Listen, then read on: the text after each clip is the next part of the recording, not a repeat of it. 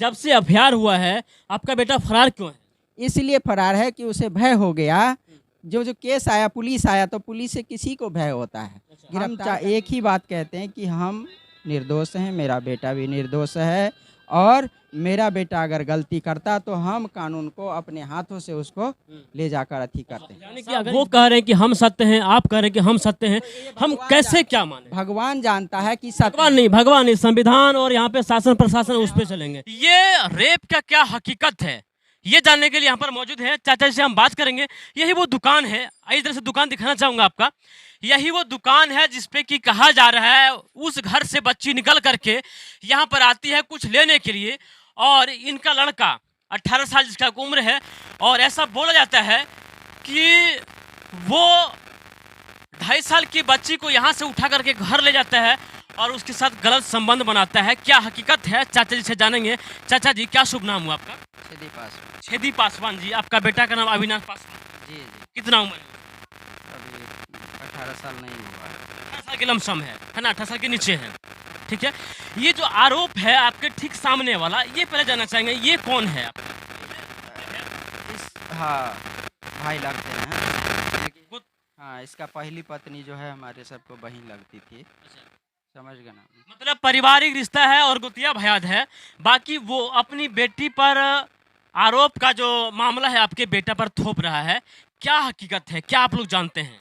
झूठा इल्जाम लगाया है। हमारे दुकान का पैसा बाकी है 10,776 रुपया 2022 का, जनवरी फरवरी में। उस समय ये बीमार थे, खिलाए, और जब पैसा मांगे तो इस तरह का मेरे बेटा पर आरोप लगा दिया। तो एक बात जो है सो, जैसे कि आपका पैसा का लेन देन का मैटर है, तो पैसा का लेन देन के लिए आपको इस तरह से घिनौना वो बात कर सकते हैं, आप पे बलात्कार के आरोप लगा सकता है, ये बहुत बड़ी बात है। बहुत सारी बड़ी बात है। इनके मानसिकता क्या था हमको नहीं पता। हम कहे तो इसी तरह का जो है तुम हुआ, क्योंकि वह लड़की अभी 2.5 साल पहले शादी करके आई है। उसका अपना पत्नी नहीं है, वो पहले पति को छोड़कर इसके साथ शादी किया है, और वही पहला बच्चा है। समझ गए ना? उसके पीछे मेरा उनका ज़मीन है। मेरे खिड़की नहीं खोलता है, कहता खिड़की नहीं खोल देना है। और समझ गए ना? एक दिन बालू भी फेंक दिया था तो हम जाल ठोक दिए, उनके डर से खिड़की नहीं खोलते हैं। समझ गए ना? यही मानसिकता है। और हम जब हल्ला किया तो बाहर निकल के आए, कहे कि भाई क्या, तो कहे कि देखो भाई, लोग सभी खड़ा था कि तुम्हारी बच्ची के साथ 2.5 साल की बच्ची के साथ रेप किया होता।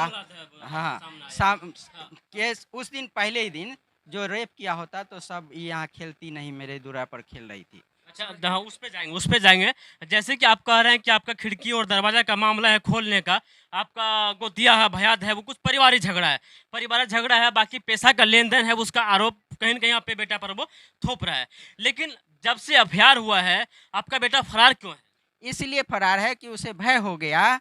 जो जो केस आया, पुलिस आया, तो पुलिस से किसी को भय होता है। गिरफ्तार करने के लिए आया, समझ गए ना? और जब उनके सामने सामने आया गया तो देखा कि बच्ची खेल रही है, तो उसको बहुत डांटा भी कि क्या दुश्मनी है जो तुम। पुलिस ने उस परिवार को डांटा? हाँ, कहा कि देखिए तो ये बच्चा खेल रही है, इसके साथ रेप के क्या दुश्मनी है, बहुत सारे बात पूछा उनसे। लेकिन हम लोग भी सीधा साधा आदमी है। आज तो देखते हैं लगभग सैकड़ों मीडिया के सामने वो रो रो करके, धो धो करके पूरा वो कह रही है। एक नहीं, बहुत सारे मीडिया आया है अभी से लेकर 1 तारीख, 2 तारीख, 3 तारीख से लेकर न जाने कितने मीडिया आया। सबके साथ वही एक ही बात कहती है, रोती है, क्योंकि रोने और धोने का तो नाटक कर रही है वो। समझ गए ना? हम एक ही बात कहते हैं कि हम निर्दोष हैं, मेरा बेटा भी निर्दोष है, और मेरा बेटा अगर गलती करता तो हम कानून को अपने हाथों से उसको ले जाकर अथी करते हैं। यानी कि अगर इस बात को मानते हैं कि अगर कोर्ट या फिर जो भी मेडिकल रिपोर्ट है अगर वो सत्य होता है तो आप अपने बेटे को वहाँ पे सुपुर्द कर देंगे, थानेदार में, जेल में डाल देंगे। अगर ये बात सही होगा, सही है ही नहीं। समझ गए ना? अगर उन्होंने जो आरोप लगाया अगर 100% सत्य होगा तो हमको जो सरकार जुर्म कहेगा वो मानने के लिए तैयार है। आप जरा सा, वो कह रहे हैं कि हम सत्य हैं, आप कह रहे हैं कि हम सत्य हैं, हम कैसे क्या माने? भगवान जानता है कि भगवान नहीं, संविधान और यहाँ पे शासन प्रशासन उस पे चलेंगे। ठीक है, वो कुछ पेपर दिखा रहा है, आपके पास कुछ पेपर दिखाने कुछ है? कौन सा पेपर दिखा? वो चीज आप वो दिखा रहा है मेडिकल रिपोर्ट नहीं, वो जो वहाँ जो एफआईआर किया है ना वो दिखा रहा है। तो एफआईआर जो है उसका नकल है, तो वो उसका उसका रुको ना, उसका नकल वो दिखा रही है, एफआईआर किया है, ठीक है हैं? और इसके अलावा उनसे पूछिए कि ये बात सत्य है। एक एक ही रोना रोती है, कान के ऐसा किया वैसा किया, कभी ये लगाया, कभी इस तरह का जो है उनका। अच्छा, एक चीज चाचा जी, आप अपने दिल पे हाथ रख के बोलिएगा, अपने बेटा को इतने परवरिश से पाले हैं, शुरू से लेकर के खिला पिला कर 18 साल के कर दिए, तो क्या लगता है आपका बेटा ऐसा अपराध कर सकता है? नहीं, मेरा बेटा अपराध नहीं करता। मेरा बेटा सात्विक है, किसी से दोस्ती नहीं है उनको। अकेला वो रहता है और कहीं मस्त रहता है कि ना वो कुछ तरह का उसमें नशा है, ना हम लोग भी नशा करते हैं।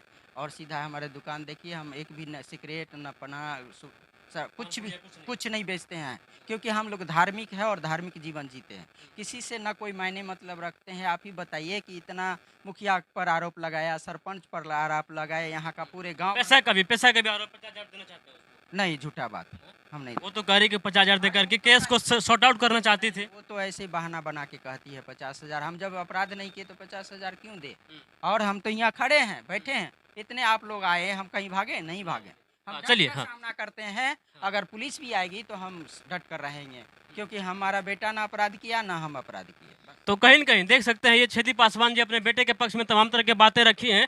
बाकी और भी यहाँ पर दिखा दीजिए, बहुत सारे लोग हैं, गाँव जवार के लोग हैं, इस तमाशा को देखने के लिए यहाँ पर आते रहते हैं। लेकिन हकीकत क्या है? इसके पीछे क्या हकीकत है? कौन साजिश कर रहा है? कौन झूठा है? कौन कहीं न कहीं कहा जाता है ना कि जौ के साथ घून भी पीस जाता है। दरोगा साहब और शासन प्रशासन से मैं एक बात की दरख्वास्त करता हूँ, एक बात की डिमांड करता हूँ कि इस मैटर को सही ढंग से जांच कीजिए, सही ढंग से पड़ताल कीजिए। जो दोषी है वो बचना नहीं चाहिए और जो निर्दोष है वो फंसना नहीं चाहिए। बाकी हमारा प्रयास आप लोगों को कैसा लगता है, इस मैटर के बारे में आप लोग क्या सोचते हैं, आप अपनी राय जरूर कमेंट बॉक्स में लिखिएगा। अभी तमाम बातें हम सुन रहे थे अविनाश पासवान जी के पिताजी छेदी पासवान जी से। तब तक के लिए जय हिंद, जय बिहार।